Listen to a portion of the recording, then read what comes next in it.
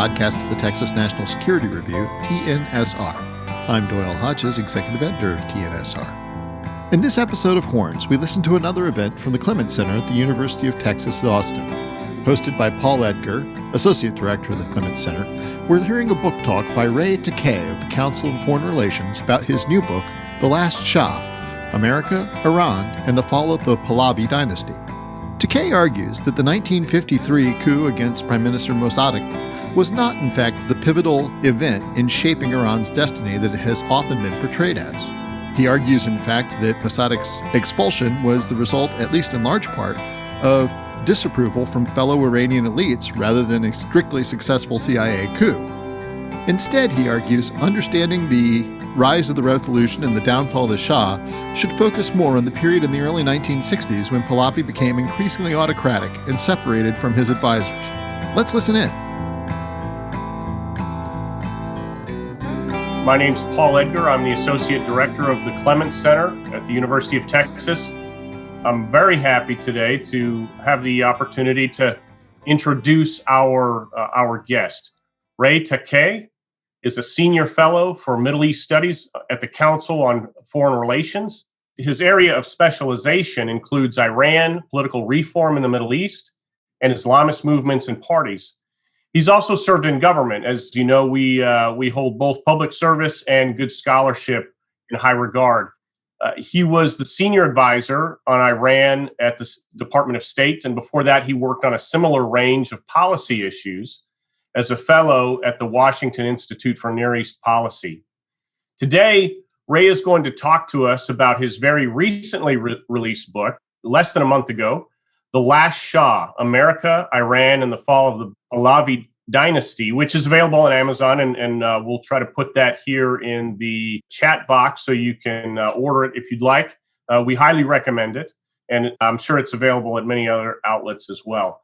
Let me briefly remark that this kind of book, The Last Shah, is a large part of what the Clements Center is all about. Understanding history in order to better understand our own moment, and as a result, help us chart the most constructive way forward possible.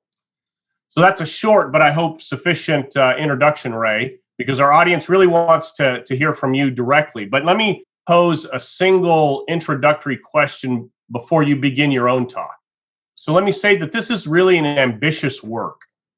Many authors have written about small parts of this history, the coup, the revolution, the hostage crisis, etc.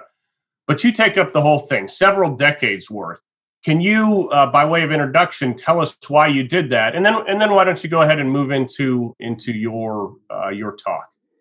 Thanks, Paul. And I want to thank the Clements Center for hosting me today on this virtual forum. Actually, as I was mentioning, my initial intent was to do a small book about the revolution. And the question that I was trying to address or think about is, why did Iran have a revolution in 1978-79? And when I was talking to my editor about this, and my editor said, to answer that question, you really have to understand the entire tenure of the Pahlavi dynasty to see how the system evolved over time. And only by doing that kind of a comprehensive study can you essentially understand the roots of the revolution. And having done it that way, as opposed to kind of a discrete small subject, I think there's a lot of wisdom to that, because that's how you see the system evolve.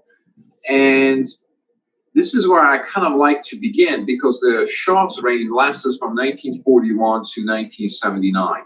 And some of the highlights of it are, of course, something that people talk about, the revolution itself, and also the 1953 coup. But if you kind of look at the history of the Pahlavi dynasty, it may come as a surprise to many readers or many people that have paid attention to this, that in 1941, when Shah came to power, and I think he was 21, 22 years old, Iran was a country of institutions. It was a country of an aristocracy. It was a country that had powerful politicians. It had a country that actually had a vibrant press. It had a country that had a parliament with a mind of its own. The monarchy at that time was not actually absolutist. It had to share power with other institutions and other personalities. This sort of a Persian elite, the Persian statesmen at that time, were a quite remarkable set of people. if you look at the achievements of this class from 1941, let's go through the 1950s. If you just look at the achievements of this class of series of prime ministers, in 1941, Iran is, of course, invaded by Britain and Russia in order to make room for what Churchill called the Persian corridor to get supplies to Russia. And the Shah's father was actually exiled by the British because of his pro-Nazi sentiments. And at that time, it wasn't even clear if the monarchy was going to survive. The Russian and the Soviet Union at that time was thinking about a republican form of government. The British wanted to restore a dynasty that had collapsed already. It wasn't sure even the Pahlavi dynasty would survive its one king who was expelled.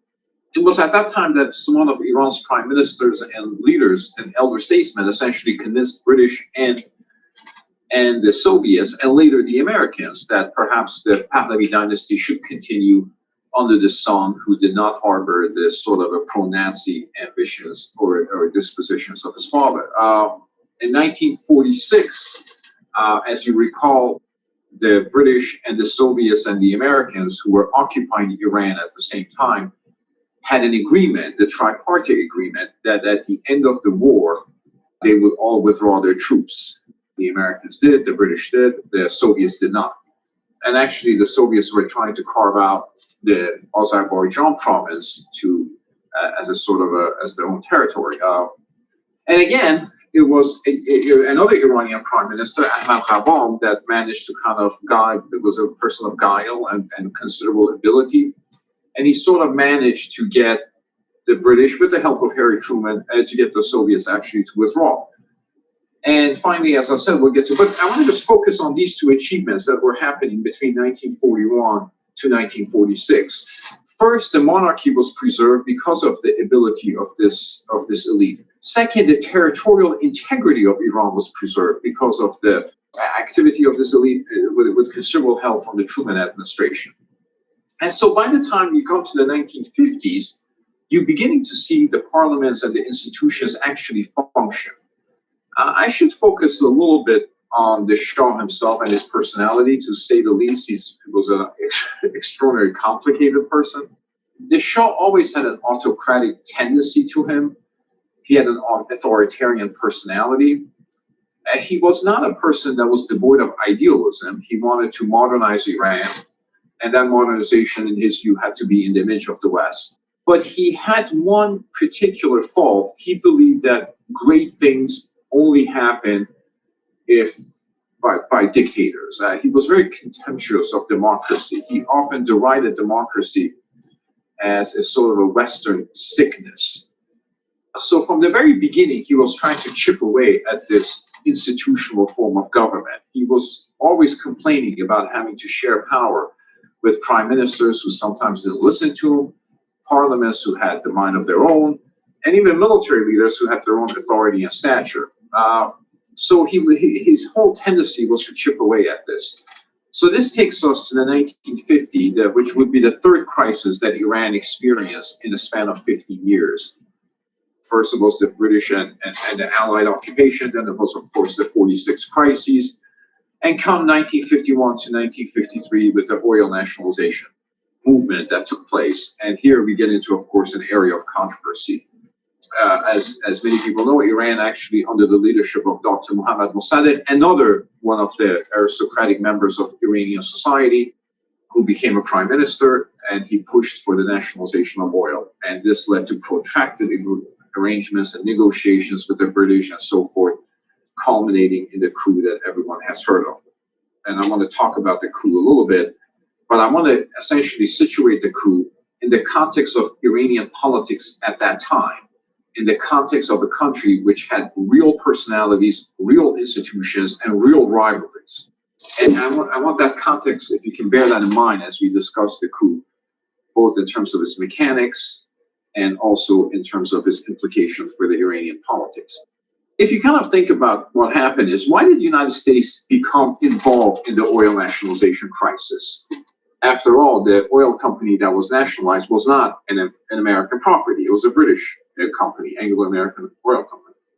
it was a bilateral dispute between Britain and the Iranian government. Why did the United States become involved as a mediating party to this dispute? It became involved at the invitation of Dr. Mossadegh. It was Dr. Mossadegh that wrote a letter to President Truman asking for the United States to come into this issue, come into this dispute, and help resolve it through negotiations, essentially offer his good offices. And Truman appoints an emissary to do so. Harriman, as everybody knows, Avril Harriman, one of the great American diplomats. And that effort, of course, fizzles out. There's 2 years of very intense negotiations from 1951 to 1953, where the Truman administration essentially presses the British to understand that they have to accept the nationalization of Iranian oil and whatever compensation arrangement is made. And that part of the oil nationalization crisis is always left out. How often did President Truman, Secretary of State Dean Acheson, Harriman, and particularly Assistant Secretary George McGee, the Texas oil man, all of them essentially pressed the British to accommodate Iranian national demands? And again, the time needs to be borne in mind here. This was a time of the Korean War, where the British were involved with the Americans in trying to stop the North Korean invasion of the South Korean neighbor. So even in the midst of a Cold War crisis, even in the midst of a hot war, where the British assistance was so necessary, the Truman administration tried very hard to resolve the dispute through a diplomatic arrangement that was equitable to both parties. And essentially, from his perspective, the Iran's nationalization of oil had to be recognized, and some form of compensation paid for the British asset that was expropriated by Iran.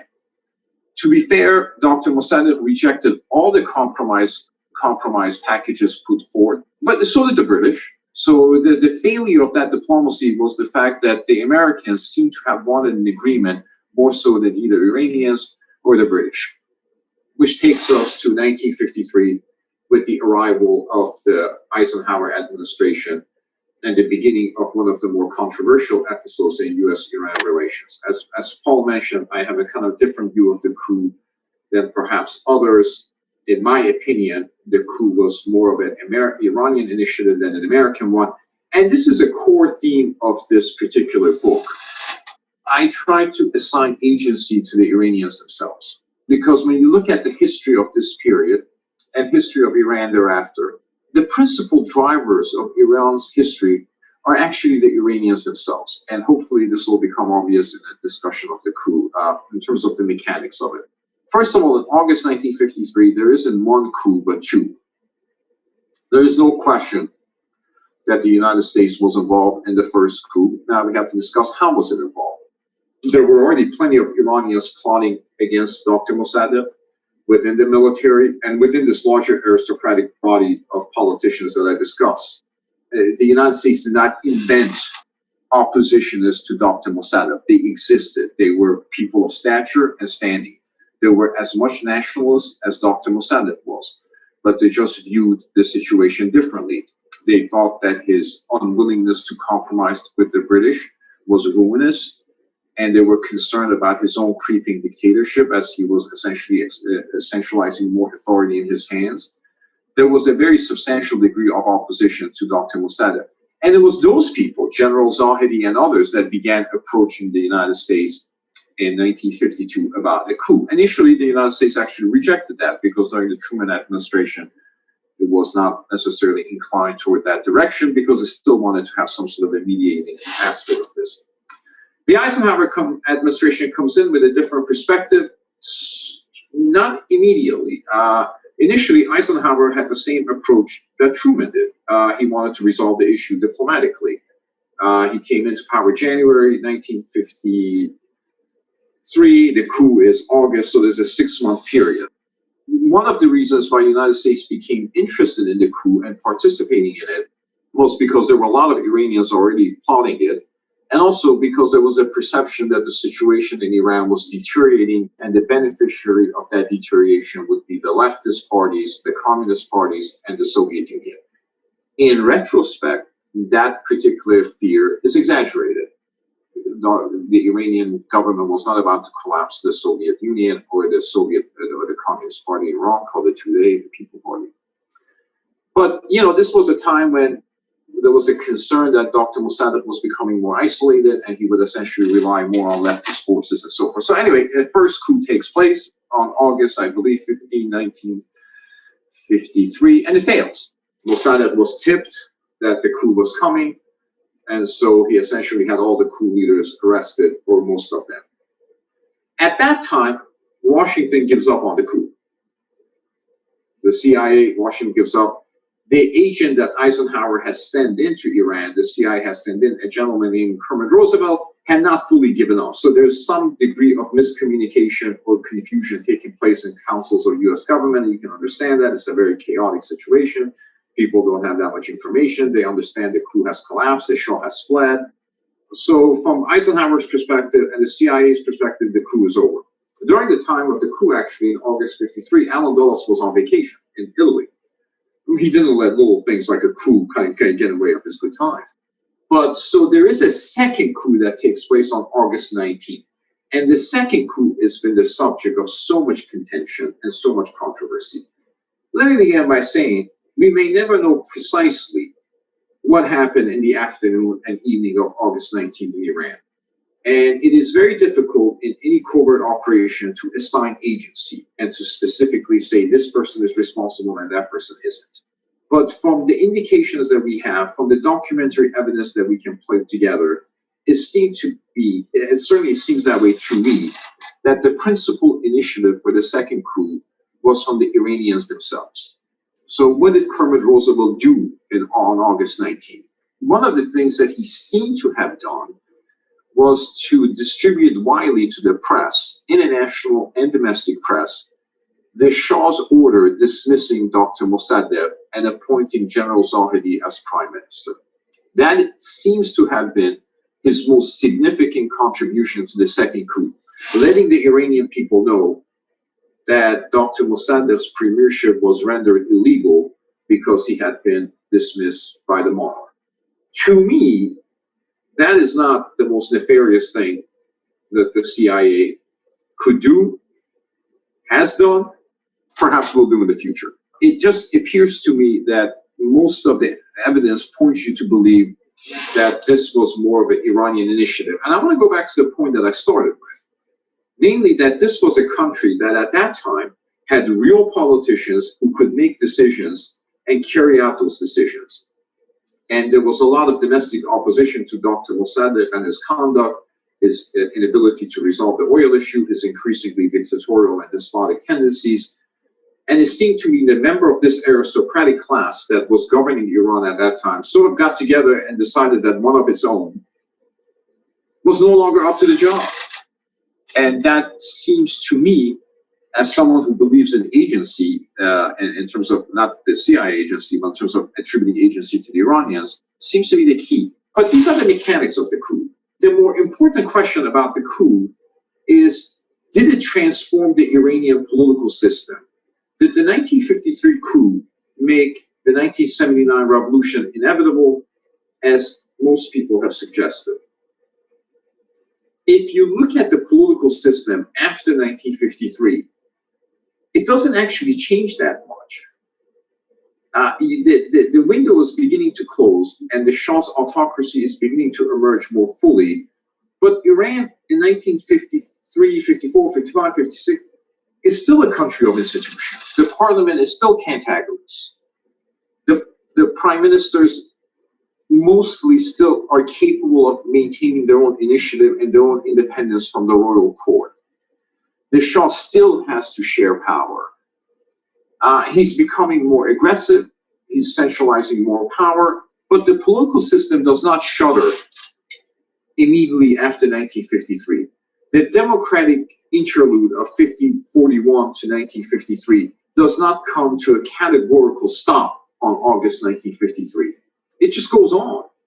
The vibrancy of Iranian politics isn't completely evaporated by the coup. So whatever you think of the mechanics of the coup, who did what when, the coup doesn't necessarily completely change the political system of Iran. So it is my opinion, actually, that the hinge years of Iranian politics is not 1953, but it's early 60s. And this is why my editor was right to suggest that to understand the Shah's dynasty, to understand the revolution, you have to understand the whole period. Because when you study the whole period, the events of 1953, although important, are no longer as consequential as the series of events that took place in the 1960s. The last consequential prime minister of Iran was not Dr. Mossadegh, it was a gentleman named Ali Amini, who was a prime minister in 1961-62. When I say the last consequential prime minister, by that I mean the last prime minister who took initiative independent of the court, who was capable of appointing ministers that reported to him and not to the Shah. And in some ways were actually critics of the Shah. The last person who could actually run his own government with interference and negotiations with the royal palace, but not in terms of a subsidiary rule. So when does that stop? When does the old elite becomes excised from body politic and a new elite comes in? Probably around mid-1960s. In 1965, two appointments are made. One to the position of prime minister, one to the position of the secret police. The prime minister is the gentleman named Amir Abbas Hoveyda, and the head of the secret police was General Nasiri. They both stayed at their jobs for 30, 40 years until they were both executed at the revolution. And they both stayed at the job because they essentially understood that their job was to carry out the monarch's order and not to challenge him. So you begin to see Iranian elite changing. It's actually becoming younger. Most of the people in power now are people in their 40s, not 60s, 70s. I mean, Dr. Mossadegh was in his 70s when he was a prime minister. A younger cadre is beginning to come to power. They have little feel for the country. They're not landholders. They're not members of the old aristocratic elite. Their currency of exchange, their basis of power, their basis of appointment is often Western education. So they understood sort of a paradigms from Jack Kennedy School and so on. So they essentially come in, and as with the Shah, they look at Iran as a social laboratory for a variety of experimentation. And there is a lot of reform, the land reform, the industrialization, the urbanization. Iran does seem a vibrant country, at least at some level. But you begin to see by mid-60s, the political system shudders. The basis of your appointment is essentially some measure of understanding of the West, hopefully a Western degree of some distinction, and your willingness to subordinate yourself to the monarch, who is now becoming more absolutist. I'll just give one brief example of that before moving on.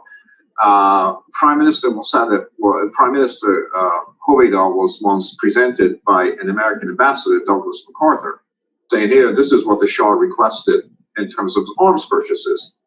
And Hoveyda hadn't actually seen the list. He said, Doug, this is ridiculous. We can't afford this. You got to go back and tell the Shah that we can't afford this. And MacArthur said, well, you're the prime minister, you go tell him.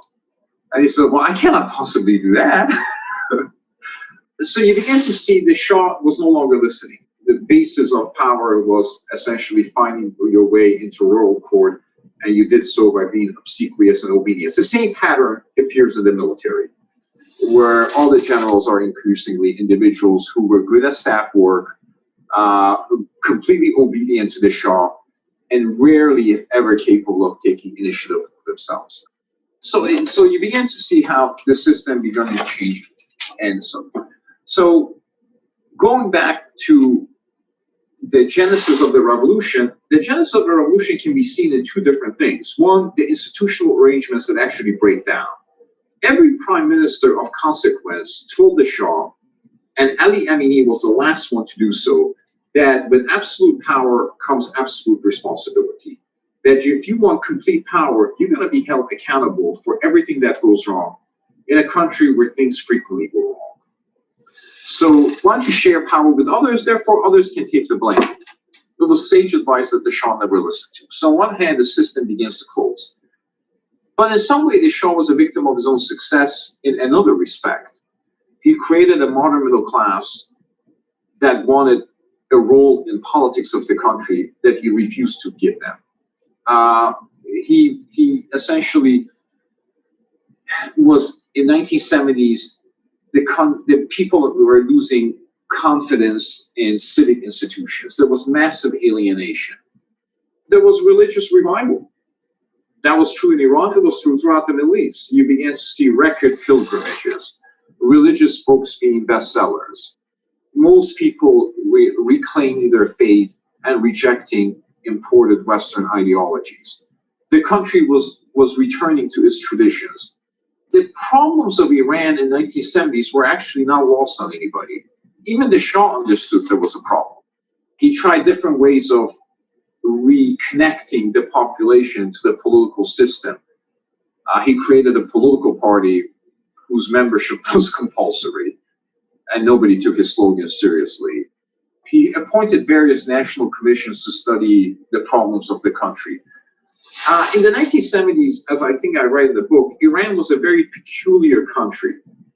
It was a dynamic country that nobody actually wanted to live in. The best and the brightest were already leaving. The US Embassy reports on this period are actually quite interesting because, the embassy officers will say to people, why are you leaving? You're an industrialist, you're a colonel, you're a general. They will say, because I don't want to be here. Inevitably, the Shah begins to launch a liberalization process, which essentially invited criticism but offered no real channel for political participation. And when he did that, all hell broke loose. Then you began to system essentially unravel the popular demonstrations. Religion became an ideology of dissent because all the competing ideologies had already been eviscerated. All the competing political parties had already been eviscerated. But also because most of the Iranian people in the 1970s did want some form of religious government. Not the theocracy that they got, but a religious government where, the traditions of the nation were respected, along with some measure of participation in the political process and the political system. Having said all this, the revolution could not have succeeded without the person of Ayatollah Khomeini. And Ayatollah Khomeini, in my opinion, succeeded because he was exiled. He had been exiled in 1964 because of the opposition to the monarchy and opposition to the United States. He could afford to be maximalist. He could afford to reject all efforts of compromise because he didn't have to live in Iran. And the Shah at this point was incapable of essentially handling the situation, and he had nobody around him that could handle it on his behalf. This was not a country of institutions. The revolution succeeds actually on February 11th. Sometimes I think the revolution didn't succeed, the monarchy collapsed, but that's a different issue. I'll just want to end on one note about the United States' role in Iran from 1941 to 1979. And it is my opinion that the United States' role in Iran was not entirely, but largely benign. All American presidents, with the exception of Richard Nixon, advised the Shah to reform his politics and essentially focus on making his economy more equitable and more functioning.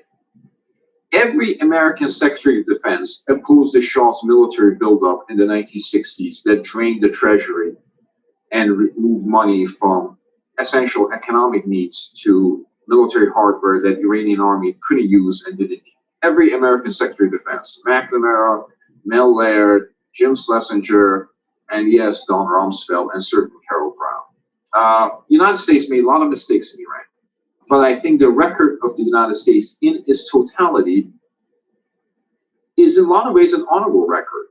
It's not unblemished. It's not without errors of judgment.